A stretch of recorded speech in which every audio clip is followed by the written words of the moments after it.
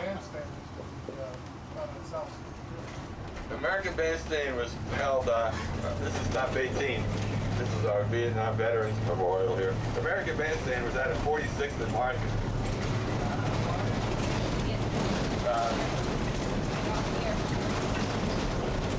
This Vietnam Veterans Memorial here has 680 names on it of people who died in Vietnam. The saddest thing about that monument, 60 of the names came from one single high school class in Philadelphia. Class of 1965, Edison High School. So we like to have a monument there. There's a Korean one over there too. This is a Celebration Street.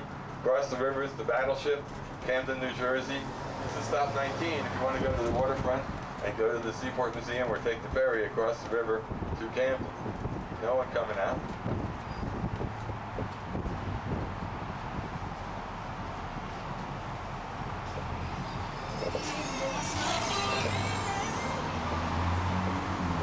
So we're aiming right across the river at Camden. Down to your right, about 50 miles, is the Atlantic Ocean. This is still the second biggest freshwater port in the world after Rotterdam, Holland. They dug out the channel of the river in the 50s and 60s. They're thinking about doing it again to make it even deeper because the ships are getting bigger. But all this land we're on here is landfill, thrown up out of the bottom of the river when they dug it deeper. 17 acres of landfill called Penn's Landing, which is a weird name for it because Penn could never have landed on it. It was underwater when he came up the river. The river was much wider and shallower. And it's not been one of our great urban successes. This piece of land here should be bustling with development, but it's been here for over 40 years with very little development. We have one hotel, one apartment. The region is right ahead of us. Interstate 95 goes right through here on a trench, in a trench. It makes it very hard to access the waterfront. So developers don't want to put money into it. They're going to probably have to cover this interstate and make it like a park all the way down to the river before they're ever going to get anywhere developing. But we'll see what happens. Right there where the vegetation hangs down is where the bank of the river used to be. So from there all the way through here to the other side was the river. Now Camden is a town that is a great town to visit. They have the biggest shark tank in the world in their aquarium. They have the Battleship. They have Walt Whitman's house. But it's a sad town. It's the poorest town in New Jersey because it's lost all its industry. Used to have Campbell Soup founded there. Used to have RCA Victor founded in there with 8 factory buildings, all gone. No more shipbuilding. So there's really very little work to be had in Camden. And that's true around a lot of parts of Philadelphia. We've come through a nice part, but we have our problems. Now you're getting a little massage here, courtesy of Robin. This is the Belgian block massage. This is very good for your back. This will help you dance well tonight, or sleep well, as the case may be. There's our Korean War monument on the left. There's a little photo shoot going on there.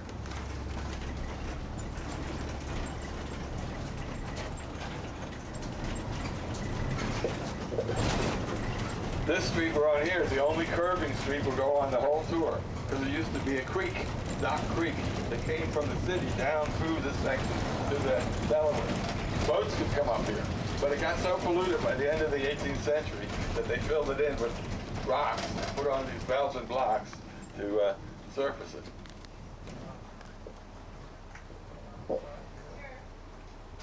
Hello there. Welcome aboard. Keep your books there for the moment. We're going to write you down to stop 1. You can pay the next one. Where are you visiting us from?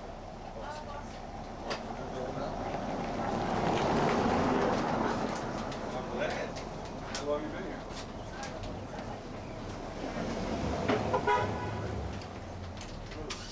Boston is a challenge. Let me sit over there.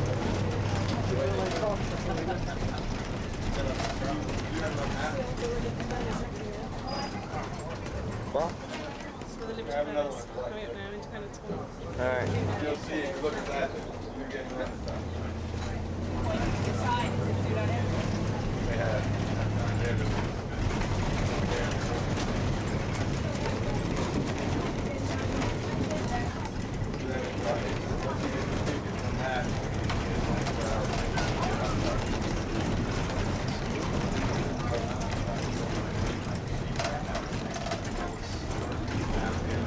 so much. In the 1820s, 1830s, Philadelphia was a tremendous port. And we had as many as 15 ships every single day, 7 days a week coming into the port.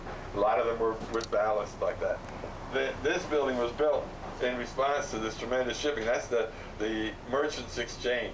The first place the merchants would gather and have almost like a stock exchange, a prototype for that, right in this building. And up on top, they'd have a man in the tower who could look down the river and tell them what kind of ship was coming. They'd have a ship's cargo all divided up and sold before the ship ever got to the dock. Just take it out to the warehouse. Bring us another ship. Bring us another. Because this is a very, very active time. That's the time nobody thinks about so much in history, between the Revolution and the Civil War. But a fascinating time in Philadelphia. And every city. Lots of immigration, too.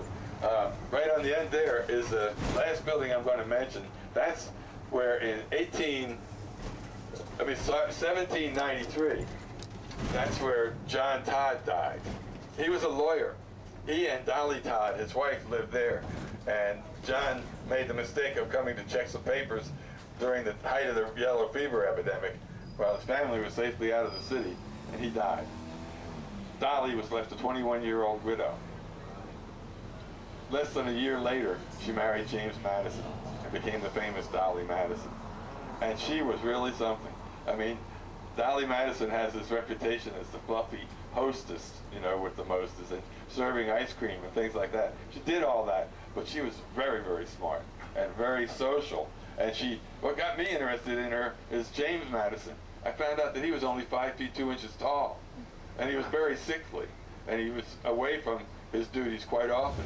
So Dolly was even more important in that she, with her great social graces and her understanding of all the new need for a social Washington. Remember, they went to Washington when there was hardly much of a city there. They helped to develop it. So she's an interesting person. And they also have a tour of that house between 4 and 5 o'clock every afternoon. You might like to go and see it. That's the front lawn of Independence Hall on your left. That's the hall, that's the lawn where the Declaration of Independence was read to people for the first time in 1776, July 8th. When the citizens of Philadelphia heard the Declaration read, some of them, a large number of them, stormed inside the State House, found the courtroom with a big coat of arms of the King of England made of gold. They ripped it off the wall, dragged it through the streets, and threw it onto a bonfire. That was the beginning of the revolutionary consciousness of the common man here in Philadelphia. Where our tour starts from is up ahead, across the street with traffic there, Market Street, every half hour. We're going to take a break now, and the next tour will be at 11 o'clock and at 11:30. So you can take either of them or any tour you like from here. But that's the end of our tour. Thank you very much.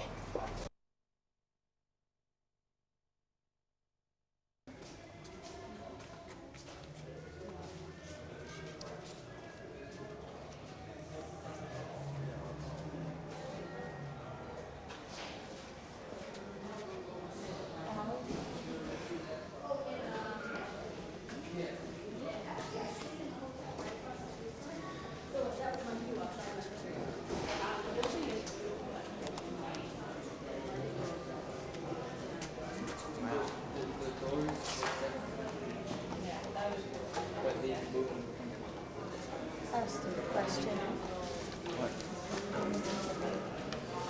No? Oh.